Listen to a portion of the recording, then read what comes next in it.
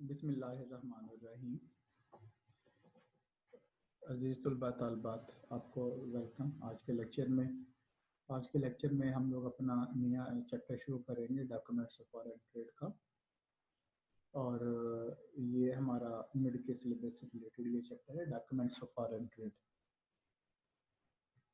इस चैप्टर के रिलेटेड कुछ चीज़ें हम लोग इससे पहले वाले चैप्टर में देख चुके हैं, जिसमें हमने डॉक्यूमेंट्स ऑफ फॉरेन ट्रेड के 3 इंपॉर्टेंट डॉक्यूमेंट को स्टडी किया था, जिसमें लेटर ऑफ क्रेडिट था, जिसमें बिल ऑफ एक्सचेंज था, और इसी तरीके से जिसमें बिल ऑफ लेडिंग था। 3 डॉक्यूमेंट्स थे जो हमने स्टडी किए थे।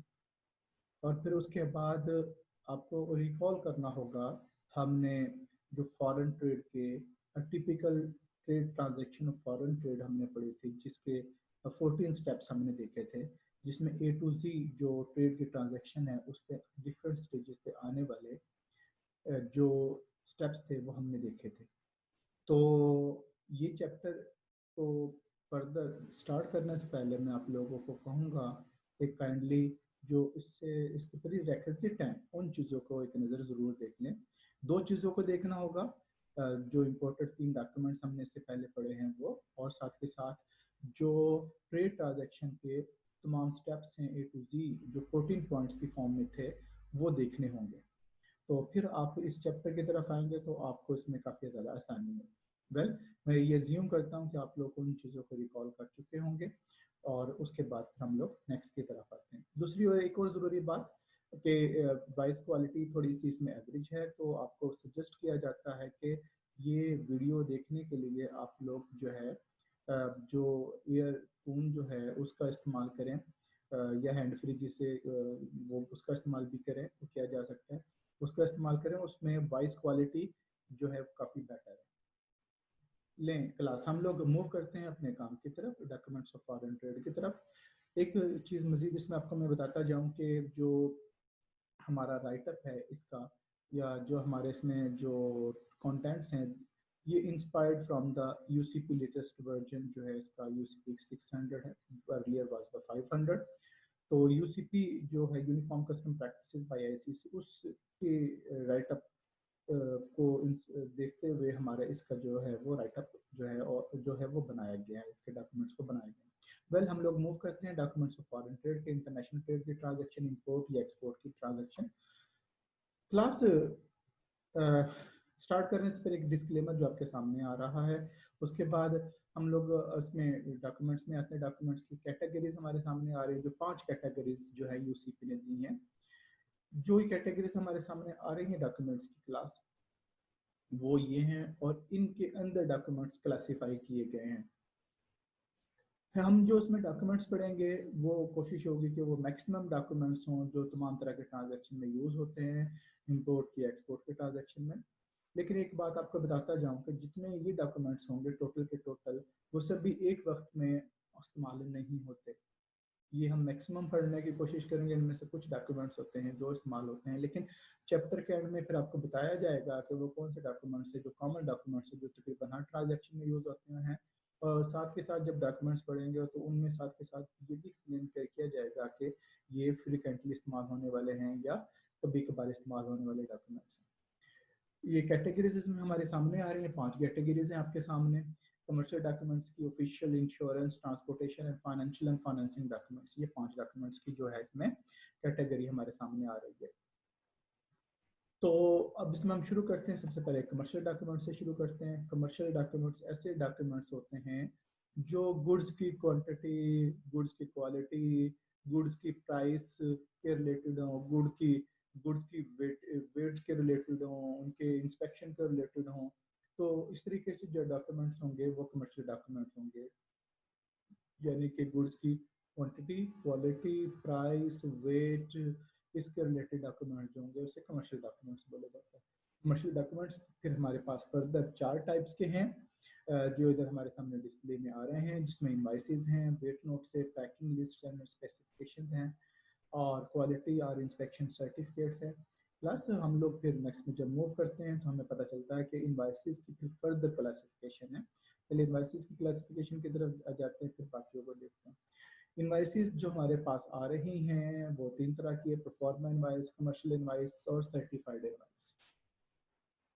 पहले नंबर पे हम आते हैं परफॉर्मा इनवाइस। परफॉर्मा इनवाइस को कोटेशन भी बोला जाता है, टेंटेटिव प्राइस लिस्ट भी बोला जाता है, और इस तरीके से इसको जो है वो इस्तेमाल किया जाता है कि जब इंटरनेशनल ट्रेड के ट्रांजेक्शन शुरू होती है बिल्कुल स्टार्ट में। फॉर एग्जांपल हम इसको एक एग्जांपल से देखते हैं, इसके साथ इसके सैंपल को भी देखते हैं हम लोग नेक्स्ट पेज पे जो आ रहा है परफॉर्मेंस वाइज का। क्लास लेट से एक बायर है, पाकिस्तान से है वो बायर, और वो एक कमोडिटी जो है वो बाय करना चाह रहा है, और वो कमोडिटी के फीचर्स भी उसके पास हैं सारे, और वो देखता है कि दुनिया में कौन कौन से कंट्रीज में इसके सप्लायर मौजूद हैं। लेट से वो 10 सप्लायर्स को शॉर्ट लिस्ट करता है जो डिफरेंट कंट्री से बिलोंग करते हैं, और वो उन्हें ईमेल भेजता है कि आप काइंडली मुझे अपनी टेंटेटिव प्राइस लिस्ट कोटेशन यानी कि परफॉर्मा इनवाइस दिए, मेरी ये रिक्वायरमेंट है, ये कमोडिटी, ये क्वांटिटी, और ये टर्म्स एंड कंडीशन मेरी बन रही हैं, ये फीचर्स हैं, आप इसके रिलेटेड अपनी टेंटेटिव प्राइस लिस्ट मुझे भेजें। तो जो सेलर होंगे, जो 10 सेलर होंगे दुनिया के मुख्तलिफ ममालिक से जो बिलोंग करते हैं, जो अपनी टेंटेटिव प्राइस लिस्ट या कोटेशन या परफॉर्मा इनवाइस जो भेजेंगे, वो बायर जो है वो रिसीव करेगा। बायर उस परफॉर्मा इनवाइस को जो है वो फिर देखेगा।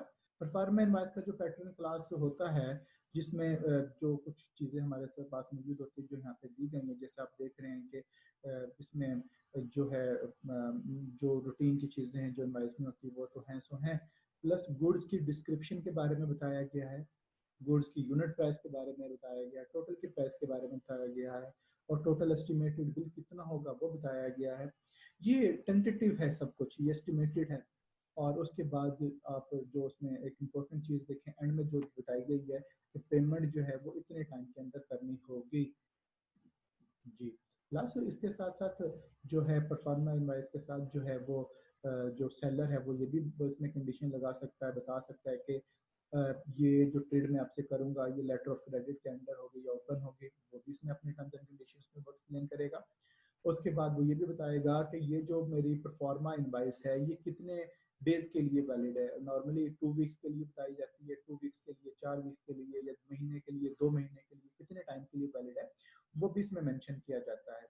तो ये जो हमारे पास परफॉर्मा इनवाइस आ रही है ये एक मैन्युफैक्चरिंग इंडस्ट्री की जो लेबर इंटेंसिव है, जिसमें लेबर की कॉस्ट के हवाले से भी एक डाटा इंक्लूड किया गया है। लेकिन परफॉर्मा इनवाइस के बहुत सारे पैटर्न होते हैं, और एक सिंपल सा पैटर्न यहाँ पे आप लोगों को शो किया जा रहा है जस्ट फेमिलियरिटी के लिए, ताकि आप लोगों को आइडिया हो सके।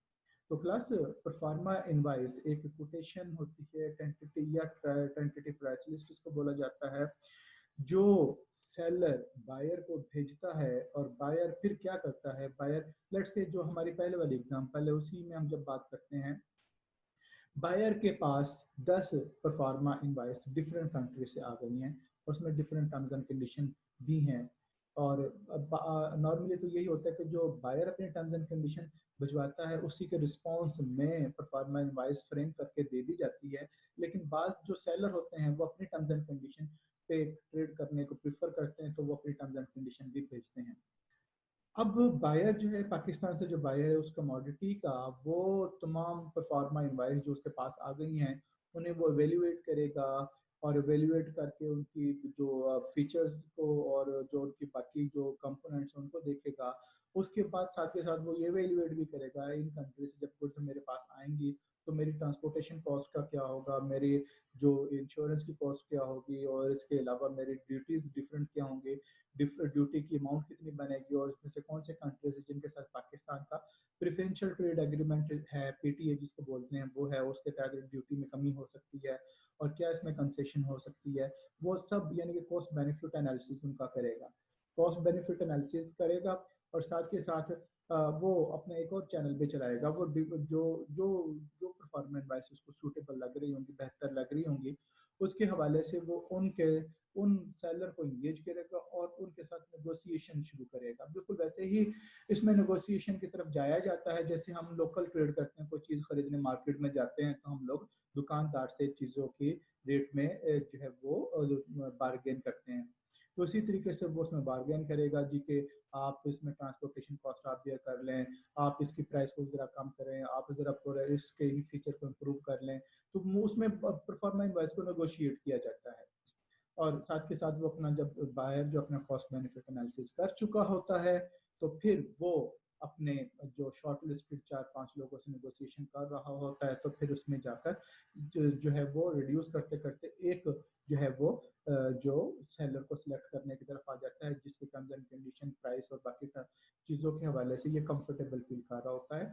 जब ये बात दोनों के दरमियान में जो है वो फाइनल होने की तरफ जाती हैं तो फिर दोनों पार्टीज के दरमियान में जो है वो जो सेल परचेज एग्रीमेंट है वो स्टेब्लिश होने की तरफ जाता है। और इससे पहले ये सब चीज़ें तय कर ली जाती हैं कि लेटर ऑफ क्रेडिट के अंदर ट्रेड होगी, इतनी डेज में पेमेंट की जाएगी और इस तरीके से गुड्स रूट होंगी और इस तरीके से जो है उसमें जो है वो ये बैंक्स इसमें इन्वॉल्व होंगे, उसमें सारी चीज़ें जो है उसमें अपने तय कर ली जाती हैं पहले और फिर उसके बाद उनको प्रॉपर एक सेल परचेज एग्रीमेंट में लाया जाता है। तो क्लास परफॉर्मा इनवाइस के बाद जो हमारी दूसरी जो इनवाइस है उसे कमर्शियल इनवाइस कहते हैं। Commercial invoice class actual bill को भी बोला जाता है। जब गुड्स भेजी जाती हैं तो उसके साथ उसकी जो है वो बिल भी भेजा जाता है जिसको कमर्शियल इनवाइस कहते हैं।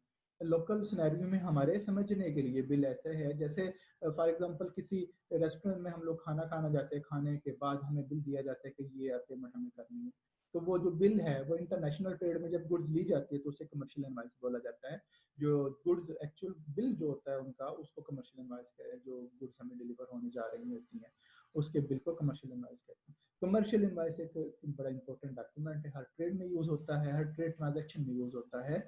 और इसी तरीके से जो परफॉर्मा इनवाइस है ये भी हर ट्रेड ट्रांजैक्शन में यूज होती है, लेकिन ये अमूमी तौर पर रिक्वायर नहीं की जाती क्योंकि इसकी तमाम चीज़ों की रिफ्लेक्शन जो सेल परचेज एग्रीमेंट है उसमें आ जाता है। और प्लस कमर्शियल इनवाइस का स्टेप तो एक बाद में जाके आता है। होता क्या है कि जब परफॉर्मा इनवाइस के बाद जो है नेगोशिएशन होती है, नेगोशिएशन होने के बाद सेल परचेज एग्रीमेंट जब हो जाता है और जो सेलर है उसकी रिक्वायरमेंट होती है कि मैं सेल करूंगा गुड्स को under the letter of credit, तो फिर ऐसी सूरत में जो बायर है पाकिस्तान वाला वो अपने बैंक के पास जाता है और वो अपना जो एग्रीमेंट है वो अपने उनको हैंड ओवर करता है और कहता है जी कि इस पार्टी के फेवर में ये बैंक्स को इन्वॉल्व करते हुए आप लेटर ऑफ क्रेडिट पार्टी के फेवर में ओपन कर दें। और इस तरीके से फिर जो लोकल बैंक होता है हमारा, जो बायर का बैंक होता है, वो सेलर के बैंक के साथ इन्वॉल्व होकर लेटर ऑफ क्रेडिट के डिफरेंट कंटेंट्स को फाइनलाइज करने की तरफ जाता है। प्लस लेटर ऑफ क्रेडिट के जो डिफरेंट कंटेंट्स होते हैं वो हम लोग पहले पढ़ चुके हैं। आपको पता है कि ये जो स्विफ्ट है और उसमें जो फिन या MP700 है उसमें लेटर ऑफ क्रेडिट यानी कि डॉक्यूमेंट्री क्रेडिट ओपन किया जाता है और पूरी दुनिया में एक ही फॉर्मेट है लेटर ऑफ क्रेडिट का जो हम अपनी क्लासेस में पढ़ चुके हैं और देख चुके हैं लास्ट चैप्टर में। तो क्लास जो है कमर्शियल इनवाइस का हम यहाँ पे सैंपल और उसका फॉर्मेट को भी एक नज़र देख लेते हैं। ये एक हमारे सामने एक सिंपल सी जो फॉर्मेट दिया गया है कमर्शियल इनवाइस का, एक सैंपल इसका हमारे सामने है जिसमें आप देख रहे हैं इसमें ये एक बड़ा डिटेल काम होता है जिसमें जो है बायर सेलर के बारे में बताया जाता है और उसके अलावा दोनों के कंप्लीट एड्रेस के बारे में बताया जाता है और उसके अलावा जो गुड्स की कंप्लीट कमोडिटी डिस्क्रिप्शन आप इसमें देख रहे हैं लिखा हुआ है कंप्लीट कमोडिटी डिस्क्रिप्शन उनके बारे में बताया जाता है, स्पेसिफिकेशंस के बारे में बताया जाता है, उनके कंट्री ऑफ मैन्युफैक्चर और इस तरीके से जो बाकी डिटेल चीज़ें हैं उसके हवाले से, यूनिट प्राइस के हवाले से, टोटल प्राइस के हवाले से। अगर उस ट्रेड ट्रांजैक्शन में 10 आइटम हैं तो 10 के अलग-अलग बताया जाएगा, इकट्ठा उनके बारे में नहीं बताया जाएगा। हर एक के बारे में अलग-अलग यूनिट, अलग अमाउंट को बताया जाता है और फिर अंत में जाकर उसका एक टोटल किया जाता है। कमर्शियल इनवॉइस एक बड़ी कम्प्रिहेंसिव जो है वो स्टेटमेंट होती है, बड़ा कम्प्रिहेंसिव डॉक्यूमेंट होता है जिसमें उस कमोडिटी के रिलेटेड, जो क्वालिटी के रिलेटेड, क्वांटिटी के रिलेटेड, प्राइस के रिलेटेड, जो है उसकी वेट के रिलेटेड जो है और वो हमें और इवन के साइज के रिलेटेड भी हमें चीज़ों की जो है वो इंफॉर्मेशन मिल जाती है। तो क्लास ये दो इनवाइस अभी हमने देखी हैं। इन इनवाइस के बाद जो तीसरी इनवाइस आती है उसकी तरफ जाने से पहले हम कमर्शियल इनवाइस को एक नज़र दोबारा फिर समझ लेते हैं। ऐसी इनवाइस होती है जो एक्चुअल बिल को रिफ्लेक्ट करती है, जब गुड्स भेजी जाती है उसके साथ कमर्शियल इनवाइस भेजी जाती है कि ये बिल जो है वो बायर को पे करना है और ये गुड्स की जो स्पेसिफिकेशंस हैं, ये क्वालिटी और ये उसका कंप्लीट जो है वो बायोडाटा है। वेल क्लास जो तीसरी हमारे पास इनवाइस आ रही है वो है सर्टिफाइड इनवाइस। क्लास जैसे यहाँ पे बताया जा रहा है कि ये सर्टिफाइड इनवाइस पूछी जा सकती है सर्टिफिकेट ऑफ ओरिजिन के जगह पर। क्लास सर्टिफाइड इनवाइस या सर्टिफिकेट ऑफ ओरिजिन, हम सर्टिफाइड इनवाइस को समझने से पहले सर्टिफिकेट ऑफ ओरिजिन को समझ लेते हैं, फिर ताकि हमें सर्टिफाइड इनवाइस को समझने में आसानी हो। सर्टिफिकेट ऑफ ओरिजिन जो है वो ऑफिशियल डॉक्यूमेंट में फॉल करता है और ऑफिशियल डॉक्यूमेंट की तरफ हम लोग आते हैं। ऑफिशियल डॉक्यूमेंट को बाद में एक्सप्लेन करेंगे। इसमें देखिए हमारे पास जो है जो सर्टिफिकेट ऑफ ओरिजिन है वो सी नंबर पे हमारे पास यहाँ पे आ रहा है। हम इसको देखते हैं, इसकी तरफ जाते हैं सर्टिफिकेट ऑफ ओरिजिन की तरफ। तो क्लास एक सिंपल सा फॉर्मेट हमारे पास सर्टिफिकेट ऑफ ओरिजिन का यहाँ पे दिया गया है जिसे हम लोग देख रहे हैं। क्लास सर्टिफिकेट ऑफ ओरिजिन ये बताता है कि ये गुड्स इस मुल्क में बनी है, ये गुड्स इस मुल्क में बनी है, इस इन गुड्स का कंट्री ऑफ ओरिजिन ये है, ये सर्टिफिकेट ये बताता है। और इसको इशू कौन करता है? नॉर्मली इसे जो इशू करता है उसी जगह की चेंबर ऑफ कॉमर्स इशू करती है जहाँ पे वो गुड्स बनी हो। अगर ये गुड्स फॉर एग्जांपल हमारे कराची की एक फैक्ट्री में बनी है तो Karachi chamber of commerce certificate of origin को इशू करेगा। जिस मुल्क में गुड्स ओरिजिनेट हुई हैं, मैन्युफैक्चर हुई हैं, जिस शहर में इवन के मैन्युफैक्चर हुई हैं, उस शहर का चेंबर ऑफ कॉमर्स इस सर्टिफिकेट को इशू करता है कि गुड्स हमारे इस शहर में इस कंपनी ने ये बनाई है और ये इसका कंट्री ऑफ ओरिजिन ये है। क्लास इस सर्टिफिकेट ऑफ ओरिजिन की जरूरत क्यों पेश आती है, उसकी वजह को समझने के लिए हमें नेक्स्ट स्लाइड पे जाना पड़ेगा। क्लास हम लोग इधर आते हैं कि ये देख रहे हैं आप लोग, हमारे पास दो मुल्क हैं, एक पाकिस्तान है और दूसरा टर्की है। दोनों के दरमियान में ट्रेड होती है और दोनों के दरमियान में जो ट्रेड हो रही है वो पीटीए प्रेफरेंशियल ट्रेड एग्रीमेंट के तहत हो रही है और उसके तहत ड्यूटी जो है वो डिस्काउंटेड ली जा रही है। नॉर्मल ड्यूटी 50% है, लेकिन चूंकि दोनों के दरमियान में पीटीए है तो ये 5% इनके दरमियान में ड्यूटी होती है। ये पीटीए प्रिवेंशियल ट्रेड एग्रीमेंट जो होता है ये उन कंट्रीज के दरमियान में होता है जो कंट्रीज अपनी जो गुड्स की ट्रेड पर जो है वो जो अपने दोनों के दरमियान में ट्रेड को प्रमोट करना चाहते हैं और दोनों के दरमियान में होने वाली ट्रेड पर जो है वो ड्यूटी में रिलीफ देते हैं। तो ये 5% है, 45% इसमें ड्यूटी में छूट दी गई है। प्लस ये दोनों के दरमियान में पीटी आप लोगों ने समझ लिया। इसी के बाद फिर आगे नेक्स्ट में एक स्टेप और इसमें ऐड होता है, इसमें देखेंगे तो एक और नया कंट्री इसमें आ गया है, यूएई एमिरेट्स। अब पाकिस्तान और एमिरेट्स के दरमियान में पीटीए नहीं है, जो यहाँ पे नो पीटीए के फॉर्म में लिखा हुआ है। दोनों के दरमियान में जो ट्रेड होती है वो 50% ड्यूटी पे होती है। हाँ, यूएई और टर्की के दरमियान में पीटीए मौजूद है, दोनों के दरमियान में जो ट्रेड होगी वो 5% के हिसाब से होगी। अब इसमें जो है, अब जो एक ट्रेडर है जो एमिरेट्स में बैठा हुआ है और जो गुड्स बेचेगा पाकिस्तान के बायर को। अब जो पाकिस्तान का बायर वो एमिरेट्स से गुड्स खरीदना चाहता है एमिरेट्स के सेलर से, तो वो क्या करेगा कि पहले गुड्स को एमिरेट्स से ले जाकर टर्की में लेकर जाने की तरफ प्लान करेगा 5% ड्यूटी पे, और फिर टर्की से पाकिस्तान में लेकर जाएगा क्योंकि दोनों के दरमियान में पीटीए है। और इस तरीके से वो समझेगा कि मुझे 10% ड्यूटी पड़ेगी और 40% ड्यूटी को मैं बचा लूंगा, सेव कर लूंगा। प्लस वो तो अपनी तरफ से 40% बचाने का सोच रहा है, लेकिन मसला ये आ रहा है ये 40% ड्यूटी का नुकसान जो है वो पाकिस्तान को होगा, पाकिस्तानी गवर्नमेंट को होगा। इस चीज को फिर पाकिस्तान की गवर्नमेंट भी समझती है और दुनिया की तमाम गवर्नमेंट समझती हैं।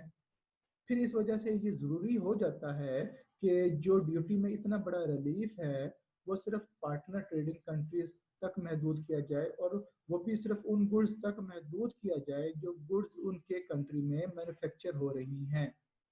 यानी कि अब यहाँ से अगर एमिरेट्स का ट्रेडर गुड्स को टर्की ले जाने की तरफ भी जाएगा और फिर पाकिस्तान ले जाने की सोचेगा तो मुश्किल होगी। क्यों? क्योंकि एमिरेट्स से टर्की तो ले जाएगा 5%, क्योंकि गुड्स की जो ओरिजिन है वो एमिरेट्स है, लेकिन टर्की से पाकिस्तान नहीं ले जा पाएगा क्योंकि वहाँ पे जब उसको सर्टिफिकेट ऑफ ओरिजिन देना पड़ेगा कि गुड्स टर्की में मैन्युफैक्चर हुई हैं तो वो नहीं दे पाएगा क्योंकि वो तो एमिरेट्स में मैन्युफैक्चर हुई हैं।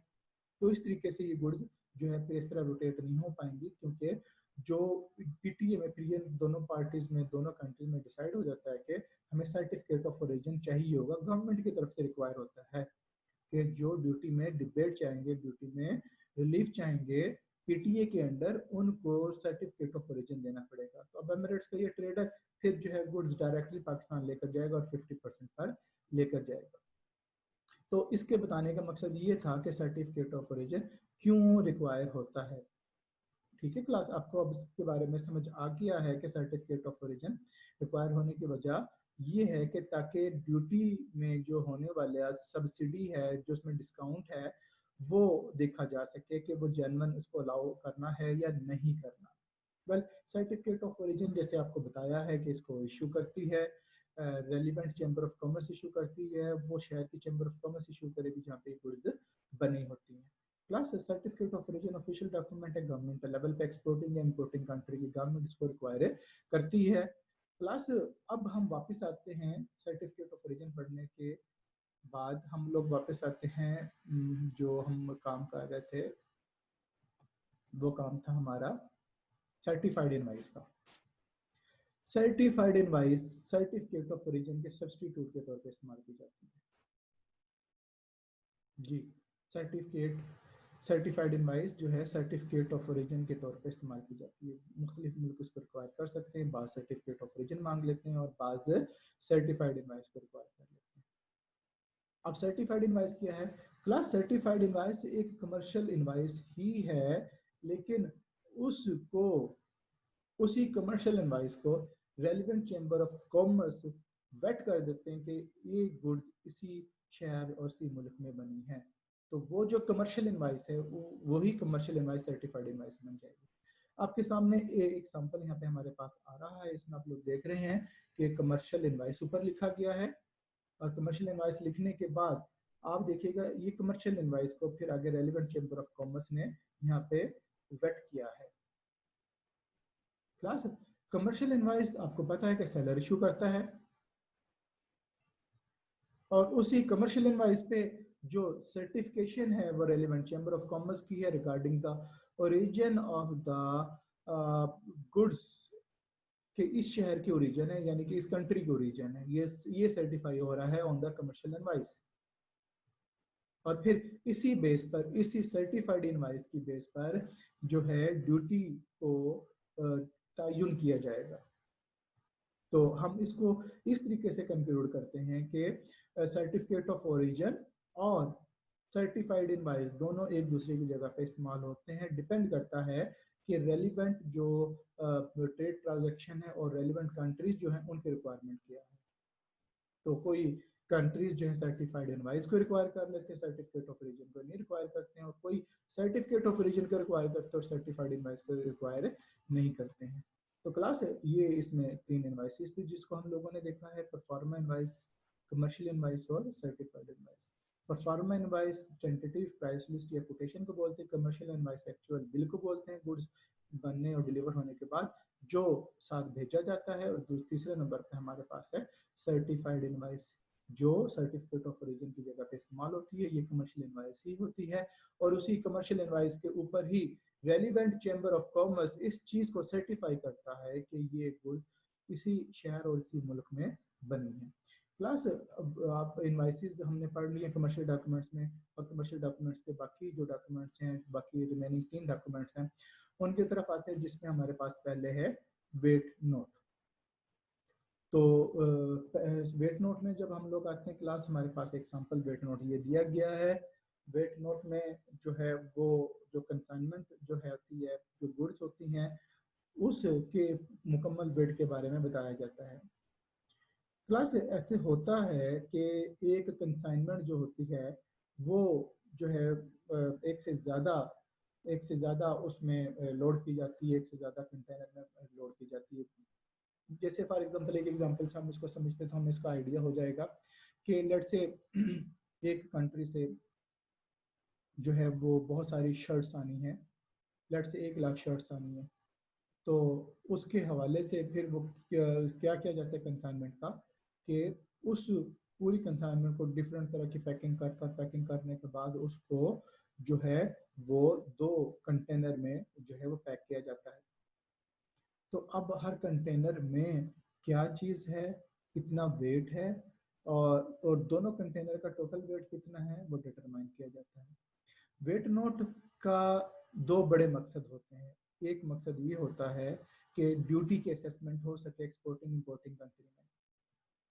बाज ड्यूटी जो है वो वेट के हिसाब से लेवी होती हैं और बाज जगहों पर जो है वो वॉल्यूम के हिसाब से और ये प्राइस के हिसाब से लेवी होती हैं। दूसरा मकसद जिसके लिए वेट नोट रिक्वायर होता है, जो शिप है वो जो कार्गो है जिसमें गुड्स लोड होनी है, उस कार्गो में भी वेट लोड होने की एक मैक्सिमम कैपेसिटी होती है, उस कैपेसिटी से ज़्यादा उसमें लोड नहीं किया जाता।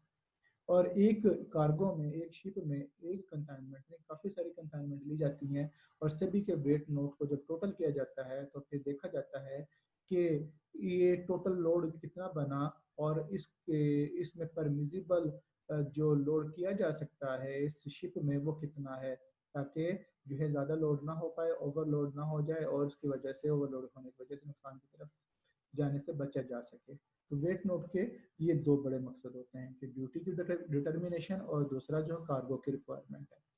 प्लस इसके बाद वेट नोट के बाद जो तीसरी रिक्वायरमेंट है, जो नेक्स्ट रिक्वायरमेंट हमारे पास आ रही है, जो यहाँ पे हमारे पास दी गई है पैकिंग लिस्ट एंड स्पेसिफिकेशन, जो तीसरा डॉक्यूमेंट है वो क्या है उसकी तरफ हम लोग आते हैं।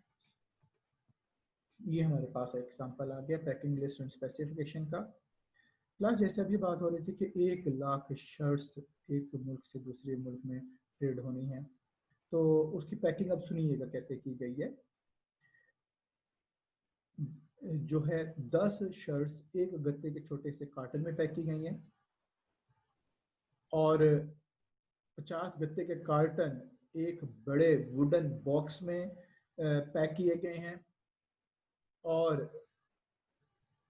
30 वुडन बॉक्सेस एक कंटेनर में पैक किए गए हैं और लेट से टोटल कंसाइनमेंट जो है वो 5 कंटेनर पे मुश्तमिल है। प्लस जब गुड्स जो है कार्गो के पास पहुंचती हैं, एक्सपोर्टिंग इंपोर्टिंग कंट्री में पहुंचती हैं, तो वो कंटेनर के अंदर होती हैं। अब मुख्तलिफ स्टेजेस पे जो है वो शिप वालों ने, एक्सपोर्टिंग इंपोर्टिंग कंट्री में कस्टम ड्यूटी या क्लियरेंस वालों ने, गवर्नमेंट ऑफिशियल्स ने उन कंटेनर के बारे में जानना चाहें तो उनके पास एक ऐसा डॉक्यूमेंट होना चाहिए जिससे पता चल सके कि इन कंटेनर एक कंसाइनमेंट कितने कंटेनर पे और हर कंटेनर के अंदर क्या है और उन बॉक्सेस के अंदर क्या है और कार्टन और उन कार्टन के अंदर क्या है शर्ट्स। वो यानी कि एक ऐसी पैकिंग लिस्ट हो, एक ऐसी packing list and specifications list हो जिसको देखें तो पूरी रिफ्लेक्शन दे कि ये 5 कंटेनर के का स्कैन क्या है, 5 कंटेनर के अंदर क्या है, तो सब कुछ उससे पता चल सके। अब ये इसमें आपके सामने जो है वो चीज़ें आ रही हैं कि कैसे इसमें मतलब डिटेल जो है वो दी जाती है, किस शिप के जरिए जाएंगी, इसका जो है इसमें गुड्स की डिस्क्रिप्शन क्या है और कैसे इसमें चीज़ें हैं। तो इसमें कंप्लीट डिटेल दी जाती है कि जो हमारी कंसाइनमेंट है उस के अंदर और फिर उसके अंदर और फिर उसके अंदर क्या चीज़ें हैं, एक मुकम्मल इसमें कंप्लीट डिटेल दी जाती है। तो प्लस जो हमारे पास जो कमर्शियल डॉक्यूमेंट्स हैं वो क्वालिटी और आर इंस्पेक्शन सर्टिफिकेट यहाँ पर हमारे जो है पूरे होते हैं चौथे नंबर पे। अब चौथे वाले डॉक्यूमेंट में हम लोग आते हैं क्वालिटी इंस्पेक्शन सर्टिफिकेट की तरफ। क्वालिटी इंस्पेक्शन सर्टिफिकेट नाम ही बता रहा है ये एक ऐसा सर्टिफिकेट होता है जो गुड्स की क्वालिटी को जो है वो इंश्योर करता है। प्लस एक बहुत बड़ा इशू जो ट्रेड में फेस किया जाता है वो बायर की तरफ से होता है कि बायर ये कहते हैं कि मुझे जो गुड्स मुहैया की गई हैं वो गुड्स उस क्वालिटी की नहीं है जिस क्वालिटी का मेरा इस कंपनी के साथ एग्रीमेंट था। तो ये मसला आमतौर पर अराइज हो सकता है। इसको सेटल करने के लिए पहले से ही एक सर्टिफिकेट का ऐड कर लिया जाता है कि जी गुड्स को डिस्पैच करने से पहले उनका क्वालिटी या इंस्पेक्शन सर्टिफिकेट साथ लगाया जाए, जिसके एग्जाम्पल आप लोग देख रहे हैं। कोई थर्ड पार्टी दुनिया की बड़ी अच्छी मल्टीनेशनल कंपनी को नॉमिनेट कर दिया जाता है कि गुड्स को पैक करने से पहले ये कंपनी आकर गुड्स को जो है वो इंस्पेक्ट करेगी कि जो गुड्स भेजी जा रही हैं वो सेल्स कॉन्ट्रैक्ट के मुताबिक हैं और उनकी क्वालिटी उसके मुताबिक है। देन उसके निगरानी में वो गुड्स पैक कर कर कार्गो के हवाले कर दी जाएंगी। तो वो सर्टिफिकेट जो होगा फिर बायर को ये इत्मीनान देगा कि जो गुड्स आपके पास आ रही हैं वो उसी क्वालिटी की हैं जो आपने रिक्वायर की हैं। और इस तरीके से एक बहुत बड़ा मसला हल हो जाता है कि बाद में जो है वो फिर बायर भी नहीं कह सकता जी कि मुझे मेरी रिक्वायर्ड क्वालिटी की गुड्स नहीं मिली, और ना ही फिर सेलर पे कोई लायबिलिटी फॉल करती है कि गुड्स जो भेजी भेजी गई हैं उसकी क्वालिटी में कोई फर्क आता है। ये एक बड़ा इंपॉर्टेंट डॉक्यूमेंट है जो बायर के कंसर्न्स को एड्रेस करने के लिए इस्तेमाल होता है। और आप लोगों को याद होगा जब हम लोगों ने क्लास में इसके बारे में डिस्कशन की थी तो हमने ये भी बात की थी कि बैंक जो फैसिलिटेट करता है बायर और सेलर के कंसर्न जो होते हैं ट्रेड के हवाले से, वो लेटर ऑफ क्रेडिट के थ्रू हल करता है कि बायर को उसकी रिक्वायर्ड क्वालिटी की गुड्स मिलेंगी और सेलर को उसकी अमाउंट मिलेगी। बैंक की इन्वॉल्वमेंट से दोनों के दरमियान में ट्रेड फैसिलिटेट होती है। तो जो बैंक है, जो इम्पोर्टर बैंक है, वो कैसे बायर को ये इत्मीनान देता है कि आपको आपकी रिक्वायर्ड क्वालिटी की गुड्स मिलेंगी, वो इस क्वालिटी और इंस्पेक्शन सर्टिफिकेट को इंक्लूड करके इत्मीनान देता है। बैंक किसी भी तौर पर लेटर ऑफ क्रेडिट में गुड्स की क्वालिटी को, टेक्निकल क्वालिटी को चेक करने का जिम्मेदार नहीं है कि उसको ये गारंटी इसी बेस पे दी जा रही हो बायर को कि आपको अपने रिक्वायर्ड क्वालिटी की गुड्स मिलेंगी। उसकी जो बेस है वह क्वालिटी और इंस्पेक्शन सर्टिफिकेट। इस वजह से इस सर्टिफिकेट की बेस पर बैंक जो है वो अपने क्लाइंट को गारंटी दे रहा होता है कि ये सर्टिफिकेट्स में ऐड होगा तो आपको अपनी रिक्वायर्ड क्वालिटी गुड्स मिलेंगी। ये लेटर ऑफ क्रेडिट के जो क्लॉज है 46A के अंदर रिक्वायर्ड डॉक्यूमेंट्स जो मेंशन किए जाते हैं उसमें इस डॉक्यूमेंट को भी इंक्लूड किया जा सकता है। लास्ट आज का जो हमारा लेक्चर है वो कमर्शियल डॉक्यूमेंट पे ही हम लोग कंप्लीट करते हैं। ऑफिशियल डॉक्यूमेंट जो है वो नेक्स्ट जो सेशन में हम लोग कवर करेंगे। एक मरतबा फिर हम लोग जो है अपने डेटा को देख लेते हैं, रिकैप कर लेते हैं, जो कुछ हमने पढ़ा उसको एक नज़र देख लेते हैं। क्लास हमने शुरू किया था आज डॉक्यूमेंट्स ऑफ फॉरेन ट्रेड से। हमने कहा था कि ये जो हमारा राइटअप है बेस होगा on the write-up of the uniform custom practice by International Chamber of Commerce। और उसके बाद हमने कहा था कि इस में जो कैटेगरीज हैं डॉक्यूमेंट्स की 5 बताई गई हैं यूसीपी की तरफ से, जो हमारे पास यहाँ पे हमारे सामने शो हो रही है। और इसमें जो आज हमने पहला जो डॉक्यूमेंट की जो कैटेगरी पढ़ी है वो कमर्शियल डॉक्यूमेंट्स है। कमर्शियल डॉक्यूमेंट्स में हमने कहा कि 4 तरह के डॉक्यूमेंट्स होते हैं, जिसमें 3 तरह के इनवाइसेस हैं, weight note, packing list, specification. Invoices 3 तरह की इसमें हमारे पास आ रही है, जिसमें परफॉर्मा इनवाइस है जो कोटेशन या टेंटेटिव प्राइस लिस्ट इसको बोलते हैं। कमर्शियल इनवाइस है जो एक्चुअल बिल होता है, गुड्स जब डिस्पैच की जाती है उसके साथ ही बिल दे दिया जाता है। सर्टिफिकेट ऑफ ओरिजिन जो है वो कमर्शियल इनवाइस ही होती है, लेकिन उस पर रेलिवेंट चेंबर ऑफ कॉमर्स उस कंट्री ऑफ ओरिजिन को, सिटी ऑफ ओरिजिन सर्टिफाई करती है ताकि जो है जो इसकी कम ड्यूटी को असेस किया जा सके। सर्टिफिकेट ऑफ ओरिजिन और सर्टिफाइड इनवाइस दोनों के एक दूसरे के मुतबादिल हो सकते हैं। उसके बाद दूसरा वेट नोट पड़ा हमें, ताकि जो कंसाइनमेंट होता है टोटल वेट को तयन किया जा सके। वेट नोट के 2 बड़े मकसद होते हैं, एक उसकी जो ड्यूटी की असेसमेंट है वो हो सके, क्योंकि बहुत सारे मुल्कों और जगहों पर ड्यूटी की असेसमेंट जो है वेट के हिसाब से होती है। दूसरा जो कार्गो कंपनी उसकी रिक्वायरमेंट भी होती है कि हमारे शिप में जो कंसाइनमेंट लोड की जा रही है उसका टोटल वेट कितना, ताकि हम एक खास लिमिट से ज़्यादा अपने शिप में लोड ना कर सकें।